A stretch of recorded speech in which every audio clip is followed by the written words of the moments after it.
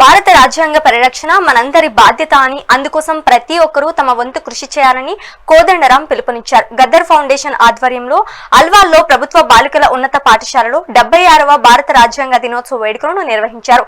ఈ సందర్భంగా పాఠశాల విద్యార్థులకు విభిన్న అంశాలలో వ్యాసచరణ పోటీలను నిర్వహించారు. ప్రతిభ కనబరిచిన విద్యార్థులకు బహుమతులను అందజేశారు. ప్రపంచంలోనే అత్యుత్తమమైన రాజ్యాంగాన్ని తయారు చేస్తున్నట్టు కోదండరాం వివరించారు.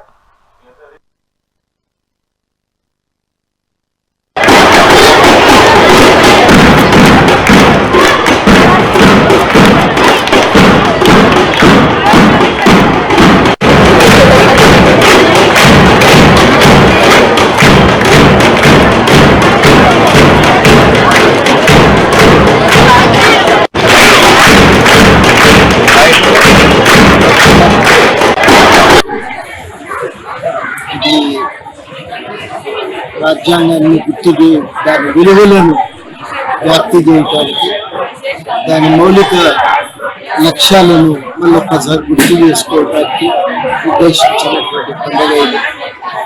ఈ పండుగ సందర్భంగా నిజానికి ఇవాళ చాలా అర్థవంతమైన కార్యక్రమం జరిగింది. రాజ్యాంగం గురించి ఒక ఎస్సే రైటింగ్ కాంపిటీషన్ నిర్వహించి బాగా రాసిన పిల్లలకు అవార్డు, పాల్గొన్న ప్రతి ఒక్కరికి ఉన్న గుర్తింపు సర్టిఫికెట్ ఇచ్చి ఇవాళ వాళ్ళని ప్రోత్సాహపరచడం జరిగింది. వాళ్ళకి రాజ్యాంగం గురించి కూడా తెలియజేస్తున్నాం ఇక్కడ ఈ కార్యక్రమం. ఇది నా దృష్టిలో ఈ రాజ్యాంగ దినం సందర్భంగా ఇంకా విస్తృతంగా రాయాల్సిన అవసరం. రాజ్యాంగాన్ని కింద పిల్లలు నేర్చుకుంటేనే భవిష్యత్తులో పౌరులందరికీ రాజ్యాంగం పట్ల అవగాహన.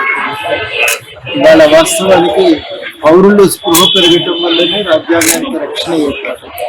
పాలకులు దాన్ని సవరించాలని ప్రయత్నించినప్పుడల్లా ప్రజలు అడ్డం పడుతున్నారు. కవచంలాగా రాజ్యాంగాన్ని కాపాడుకోవటానికి వాళ్ళందరి ప్రజల చైతన్యం స్ఫూర్తి కారణంగానే ఇవాళ మనం రాజ్యాంగాన్ని కాపాడుకోగలుగుతున్నాం. బహుశా భారతదేశంలో ఇంత అద్భుతమైనటువంటి రాజ్యాంగం ఇంకెక్కడా లేదు. ప్రజలు గట్టిగా దీన్ని నిలబెట్టుకోవటం వల్లనే చాలా రాజ్యాంగాలు కొట్టగలిపోయినాయి, కానీ భారత రాజ్యాంగం మాత్రం మిగిలింది. అది ఇంకా అర్థవంతంగా కొనసాగుతూనే ఉంది. ఈ సందర్భంగా మరొకసారి ప్రజలందరికీ రాజ్యాంగ దినోత్సవ శుభాకాంక్షలు.